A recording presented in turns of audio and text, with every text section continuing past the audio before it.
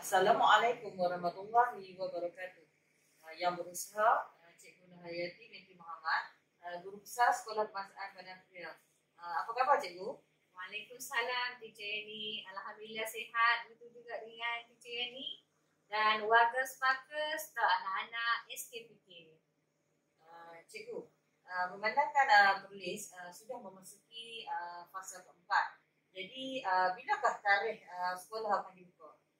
Sekolah kita akan bermula persekolahan semula pada 22 November pada hari Isnin ni, insyaAllah. Okey, bermakna 22 November ni sekolah akan dibuka. Jadi, murid mana yang akan terlibat dulu datang ke sekolah, Cikgu? Kalau sebelum ni, maksudnya negeri-negeri lain yang masuk ke fasa 4, mereka akan datang mengikut contohnya tahap 1-2 minggu, kemudian baru tahap 2. Tapi untuk kali ini adakah ada perubahan, Cikgu, ataupun macam mana? Okey, bagi negeri Perlis, seluruh negeri Perlis amnya dan sekolah kita SK Padang Kriya, semua murid tahun 1 hingga tahun 6 akan terlibat hadir ke sekolah secara penggiliran. Ya. Okey, kita ada kumpulan ini ya. Kita ada kumpulan 1 dan kumpulan 2 ataupun kumpulan A dan B. Jadi maksudnya murid, separuh datang dulu dah. separuh akan datang dulu. Kemudian kita akan letakkan kumpulan 1 atau kumpulan A ni akan datang pada minggu yang pertama. Ya. Kemudian diikuti minggu yang kedua pula kumpulan 2 atau kumpulan B. Okay. Jadi mereka yang datang ke sekolah bagi kumpulan 1, kumpulan 2 ni akan belajar di rumah. Cuma satu je Teacher Yani. Ya. Murid pra tiada penggiliran. Mereka ada keistimewaan lah. Mereka ada istimewa lah tu. Boleh datang semua lah boleh datang ya? semua hadir ke sekolah setiap hari. Okey. Boleh Cikgu jelaskan apa maksud penggiliran dan apakah medium yang digunakan untuk kita sampaikan kepada ibu bapa mengenai penggiliran yang akan dilakukan oleh pihak sekolah? Okay, maksud penggiliran ini hanya murid yang diumumkan mengikut dalam kita hantar dalam grup WhatsApp atau Telegram yang akan hadir ada dengan tarikh dia sekali. Jadi ibu bapa waris ni tak perlu bimbang. Kita ada tarikh, okey. Kumpulan penggiliran yang pertama, kumpulan 1 atau kumpulan A yang hadir, maka kumpulan 2 atau kumpulan B ni berada di rumah. Mereka akan belajar sendiri. PDPR kita ni maksudnya mengambil masa yang lama lah. Jadi murid-murid yang mengikuti PDPR yang hari itu tu dah terlalu lama. Berkemungkinan besar dan akan berlaku kehilangan jadual waktu. Jadi apakah tindakan ataupun solusi yang diambil oleh pihak sekolah untuk menyelesaikan isu kehilangan jadual waktu? Betul Teacher Yani. Biasalah kan. Begitu juga dengan anak-anak guru ataupun AKP pun sama akan terlibat. Kemungkinan ada hilang jadual waktu. Ibu bapa waris jangan bimbang. Begitu juga dengan anak-anak. Pihak sekolah melalui grup KSIB dan Telegram KSIB akan menghantar semula jadual waktu untuk rujukan para waris dan anak-anak. Jadi kiranya bila dah sekolah mengambil tindakan untuk menghantar dalam grup WhatsApp, bermakna di situ ibu bapa boleh melihatlah waktu datang pukul berapa dan waktu pulang pukul berapa. Cuma sekarang ni pihak sekolah mungkin akan ada proses sanitasi kan. Jadi berapakah masa yang diperlukan untuk proses sanitasi dan masa ibu bapa yang akan datang tu kita letakkan berapa minit selepas waktu pulang tu. Boleh Cikgu jelaskan? Okey, boleh Teacher Yani. Okey, untuk pengetahuan para ibu bapa, waris, guru dan AKP, maknanya di sini mereka akan rujuk pada jadual waktu. Waktu mana, waktu datang dan waktu pulang. Cuma nanti kita akan terangkan kepada para waris melalui medium ini dan juga melalui WhatsApp serta Telegram bila waktu mereka akan datang hantar anak, jam berapa, supaya kita taklah jadi kalang kabut. Maknanya kita ada masa untuk time dia datang hantar, di misalnya kita masuk pukul 8. Waktu hantar untuk anak-anak yang separuh saja yang hadir, iaitu contohnya ke bulan 1 pada minggu depan 22 hari bulan, 7.30 hingga 7.45. Maka pengimbas suhu tu kita akan ambil di hadapan macam biasa, darjah 1 hingga darjah 6, pra di bahagian pra lah. Kemudian waktu pulang pula. Waktu pulang ni, katakanlah ikut jadual, kita rujuk jadual balik 1.30. Jadi para waris ni janganlah datang tepat 1.30. Sebab kita tamatkan PDPC 1.30, kita ambil masa lah untuk kita sanitasi kepada anak-anak kita, nak basuh tangan dan sebagainya, lebih kurang 10 minit. Jadi bermakna datanglah 1.40 atau 1.35 tu datang tunggu, janganlah kata kenapa lambat kalau ikut jam dah cukup dah. Sebab proses sanitasi kita akan laksanakan. Jadi kita mengikut SOP yang telah ditetapkan. Kiranya setiap hari lah kita akan buat proses sanitasi lah. Untuk mengatasi masalah yang COVID yang berada di peringkat yang masih belum pulih ni lah cikgu kan. Beri keyakinan lah pada pihak sekolah, kami akan mengikut SOP yang telah ditetapkan, dan ibu bapa pun kena yakinlah untuk menghantar anak lah. Sebab apa, kita pun rasa anak-anak pun dah rindu dengan cikgu-cikgu semua, cikgu pun sama kan. Okey, seterusnya cikgu, bagaimana pula tentang pakaian murid untuk datang ke sekolah? Daripada yang kita dengarlah di media-media masa, maksudnya boleh memakai pakaian yang kemas dan bersesuaian. Jadi untuk pihak sekolah ni, apakah pakaian yang akan kita maklumkan kepada murid? Mengenai pakaian ini, maknanya kalau lah kata anak-anak uniform sekolah tu masih lagi padan, masih lagi muat, tak salah memakai uniform sekolah. Tetapi kadang-kadang kita pun dah tengok anak ni dah duduk rumah lama dah, makan pun biasalah berselera dengan mak masak hari-hari, dah ketat, dah tak sesuai dah. Boleh menggunakan pakaian yang sesuai, yang sopan. Contohnya kalau t-shirt sekolah nak pakai pun tak ada masalah. T-shirt lain pun boleh. Kita boleh pakai t-shirt lain daripada t-shirt sekolah pun? Boleh. Maknanya kelonggaran lah. Kiranya datang aja ke sekolah. Kita nak datang aja ke sekolah. Kemudian bak kasut ni pun samalah. Kalau kasut tu masih lagi padan, boleh pakai. Kalau tak sesuai, guna kasut yang lain. Tapi pastikanlah nak yang sopan dan bersesuaian lah. Jangan pakai yang ketat-ketat pula kan. Kita nak dalam situasi sekolah, murid datang ke sekolah. Rambut pula cikgu? Mengenai rambut ni, kalau kata boleh kita gunting tu, kita gunting. Kalau kata ada masalah di rumah tak sempat lagi nak gunting, datang dulu. InsyaAllah mungkin ada inisiatif nanti daripada pihak sekolah boleh membantu mengenai gunting rambut ni. Cikgu, boleh tak cikgu jelaskan lah, kalau tadi dah dimaklumkan masa datang dan masa pulang. Okey, bagaimana pula dengan laluan masuk dan laluan keluar murid? Apabila dah masuk, kemudian nak balik, ikut pintu mana? Mengenai laluan masuk, kita akan menggunakan pintu utama kita yang ada pondok guard tu. Di situ ada pintu kecil tu. Pintu kecil di situ, anak-anak akan masuk, dia ada dah dia punya jarak label dah. Mereka akan beratur di situ. Semua tahun 1 hingga tahun 6 akan mengambil suhu. Cikgu-cikgu dengan AKP pun dah sedia dah meja dengan kondusifnya lah. Kemudian waris berada di luar lah masa hantar. Kiranya waris tidak dibenarkan masuk lah. Tak dibenarkan masuk. Kalau apa urusan pun memang waris tidak dibenarkan. Ya, sila maklum pada cikgu yang bertugas. Kita ada dekat situ, pengawal pun ada. Kemudian waktu pulang, kita menggunakan laluan pintu sebelah kantin. Di situ kita dah tanda dah label dah tahun-tahun untuk mereka duduk dalam penjarakan. Sementara nak tunggu kan, ibu bapa waris mengambil tu, mereka akan duduk di situ. Dan cikgu-cikgu yang masa akhir pun akan ikut berada turun bersama dengan anak murid mengawal keadaan semasa pulang. Dan pihak sekolah ni dah sedia dah jadual khas di mana petugas untuk mengawal kawalan waktu pagi, waktu datang dan juga waktu pulang. Kantin.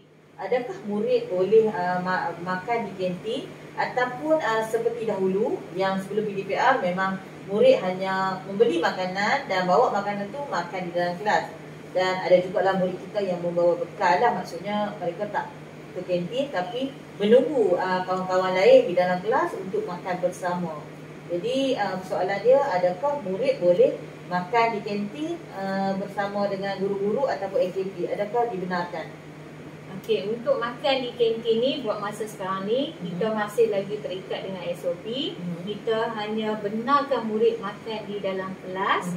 Begitu juga dengan guru maupun AKP di tempat-tempat lain yang mereka berada lah di dalam kawasan sekolah. Tapi kena ikut SOP ya, nak makan ni. Maknanya murid kita ni bila waktu rehat kita ada masa setengah jam, kita akan benarkan murid beratur, pergi membeli makanan, ikut penjarakan, kemudian mereka akan bawa balik makanan ni ke dalam kelas dan makan di dalam kelas. Tapi bagi murid tahun 5 dan 6, mereka akan makan di dewan, di mana kerusi-kerusi kita dah sediakan. Dah label dah nama, anak ibu bapa waris jangan bimbang. Ada tempat khas dah untuk anak-anak tahun 5 dan 6. Kemudian siapa yang pula yang nak mengawal kan dalam kelas tu. Okey, 15 minit yang pertama tu cikgu yang sebelum rehat dia akan tunggu anak-anak kita ni dalam kelas tu. Kemudian 15 minit lagi yang saya kata tadi setengah jam kan waktu rehat, cikgu yang nak masuk selepas rehat tu dia akan masuk awal 15 minit. Kiranya murid-murid terkawal terkawal di dalam kelas. Bagi waris yang nak membekalkan makanan, sila bekalkan makanan semasa mereka datang untuk awal. Jadi tak perlulah nanti waktu rehat baru nak hantar. Bekalkan siap-siap. Supaya kita tak ada nanti ada cikgu sebab bertugas kan di dalam kelas, ada yang cikgu pun nak makan pada waktu rehat. Jadi untuk nak ambil makanan, kalau waris nak main hantar tu agak kalang kabut, kemudian nak kena label anak di mana kan, kelas mana. Jadi eloknya kalau yang nak berbekalkan bawa siap-siap di awal pagi. Kemudian cikgu, bagaimana pula dengan RMT? Adakah ia diteruskan ataupun tidak ada RMT untuk selama 3 minggu ni? Okey, teacher ni saya nak sambung sikit tadi lah yang makan di kantin tadi tu. Murid-murid tadi, cikgu kelas sebenarnya dah sedia survey tau, buat survey had. Siapa yang nak bekalkan makanan. Jadi pada para waris yang belum mengisi berserpihat tu, mintalah tolong isilah supaya memudahkan pengusaha kantin nak sediakan berapa banyak keperluan jualan mereka pada hari tersebut. Tak mau nanti tak cukup kan. Kemudian yang Pak RMT ni, hari pertama buka sekolah tu, 22 November tu, Cikgu Nora dah sedia dah senarai nama semua. Murid-murid yang dapat makan RMT pada 22 tu akan terus menikmati RMT tu yang kita sedia meja di dewan di dewan RMT waktu rehat lah. Waktu rehat. RMT waktu rehat. Begitu juga yang murid yang penggiliran pada 29 pun. Mereka akan mulalah RMT pada 29 tu. Okey. Pelaksanaan aktiviti co-curriculum dengan KAFA masa PDPR memang dijalankan secara online. Jadi bila kita bersemuka ni selama 3 minggu, bagaimana pula pelaksanaan aktiviti co-curriculum dengan KAFA, cikgu? Okey, mengenai aktiviti co-curriculum, saya dah dapat maklum balas daripada PKCO sendiri. Aktiviti co-curriculum kita ni dah selesai dah, alhamdulillah. Kita dah clear dah semua, dah hatam habis dah lah. Jadi aktiviti co-curriculum ni kita dah stop dah. Cuma tak ada dah lah, online pun tak ada. Maknanya secara bersemuka pun memang tak boleh lah. Tapi untuk KAFA ni kita teruskan secara online. Mereka tak datang bersemuka di sekolah lah. Kita akan teruskan pelaksanaan kafah secara online. Okey, kafah je lah nak. Kafah sahaja. Kurikulum dah selesai. Dah selesai. Alhamdulillah. Tak pengurusan yang terbaik lah daripada kurikulum lah. Okey. Satu lagi cikgu, bagaimana pula tadi cikgu sebut murid dibahagikan kepada dua kumpulan lah, kumpulan A dan kumpulan B. Okey, andai kata murid je lah, contohnya Siti lah kan, dia terlibat dalam kumpulan A, tetapi dia tidak hadir semasa kumpulan A tu, bolehkah dia hadir pada masa kumpulan B? Ya, contoh yang terbaik tu soalan tu. Mungkin waris pun timbul juga soalan macam tu kan. Mungkin anak tak berapa sihat masa penggiliran kumpulan A. Ya. Jadi untuk dia nak datang masa penggiliran kumpulan B, tak dibenarkan. Tak dibenarkan. Dia belajar sendirilah daripada rumah, tanya dengan kawan-kawan. Boleh PM cikgu. PM cikgu yang berkenaan, apa dia kerja sekolah dan sebagainya. Kiranya memang fit lah ikut. Kalau kumpulan A memang kena main waktu kumpulan A. Dia tak boleh datang masa kumpulan B lah.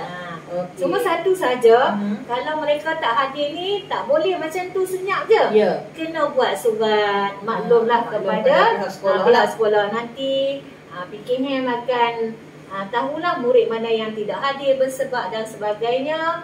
Kemudian nak isi dalam online APDN pula tu. Jelas lah.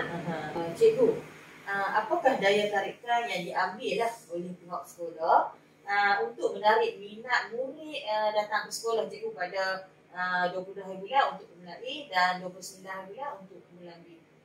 Teacher ni, pihak sekolah ni dengan kerjasama guru dan AKP telah berusaha bersungguh-sungguh lah. Kalau para waris sendiri anak-anak lalu depan sekolah pun kan, dah tengok banyak perubahan sekolah kita. Nampak cantik dan kita pun telah dikunjungi oleh Setiausaha Kerajaan Negeri Perlis sendiri pada bulan September yang lalu, di mana beliau kagumlah dengan suasana yang begitu menarik. Cantik pemandangan sekolah. Warna bangunan sekolah kita tu ialah warna bendera lah, warna bendera sekolah kita lah. Kemudian suasana juga dalam sekolah pun kita dah buat supaya lebih kondusif. Kalau anak-anak dah lama dah tak datang, kita ada mitigasi, kita ada tanaman sayur-sayuran yang nanti mungkin PKK akan buat kelab khas lah untuk mitigasi tu. Ada kolam ikan lagi. Strawberry kita pun dah subur dah, banyak dah juga buah-buahnya. Nanti suasana yang lain pun sama. Kita dah menceriakan. Nak bagi anak-anak ni seronok nak datang sekolah. Kemudian dekat padang sekolah tu mungkin anak-anak yang perasan atau ibu bapa yang perasan ada helikopter lagi. Ada helikopter lagi. Kemudian kita akan tambah lagi lah. Kita akan sediakan hadiah daripada pihak sekolah kepada anak-anak pada hari 22 hari bulan yang hadir. Begitu juga anak-anak yang pada 29 hari bulan yang hadir nanti. Kemudian satu lagi yang istimewa, kemungkinan besar kita ada maskot yang akan menunggu mengalu-alukan kedatangan anak-anak semua pada 22 November nanti. Jadi jangan lupalah, datanglah ke sekolah. Itu saja cikgu yang berkenaan dengan daya tarikan lah. Okey, untuk kita nak mengakhiri lah, boleh cikgu rumuskan lah sedikit tentang pengoperasian pembukaan sekolah kita lah pada 22 dan 29 hari bulan. Rumusannya di sini pihak sekolah telah pun menyediakan yang terbaiklah ikut SOP dan kita mengharapkan pihak sekolah, cikgu, AKP, PIBG kerjasama daripada PIBG ni pun penting. Kita mengharapkan berilah keyakinan pada kami pihak sekolah dan datanglah ke sekolah ikut SOP. Kita nak supaya anak-anak bertemu balik dalam suasana yang lebih kondusif untuk mengikuti pelajaran secara bersungguh. Banyak juga macam kita nak buat eksperimen. Contoh dia kalau mata pelajaran sains ni nak kena buat eksperimen. Kalau RPT ni nak buat inovasi. Seni nak mewarna. Dan cikgu-cikgu pun kalau kata datang ke sekolah nanti Hari pertama ni kita naklah biarlah pembelajaran kita ni dalam bentuk didik, hibur, fun learning, supaya kita tak rasa stres walaupun hari pertama kita datang, kita rasa seronok untuk kita datang ke hari-hari yang berikutnya. Okey, jadi terima kasih cikgu. Kiranya kita nak mengakhirilah sembang santai kita pada hari ini. Semoga kita bertemu lagi di lain kali. Okey, sekian. Terima kasih. InsyaAllah. Assalamualaikum warahmatullahi wabarakatuh. Waalaikumsalam.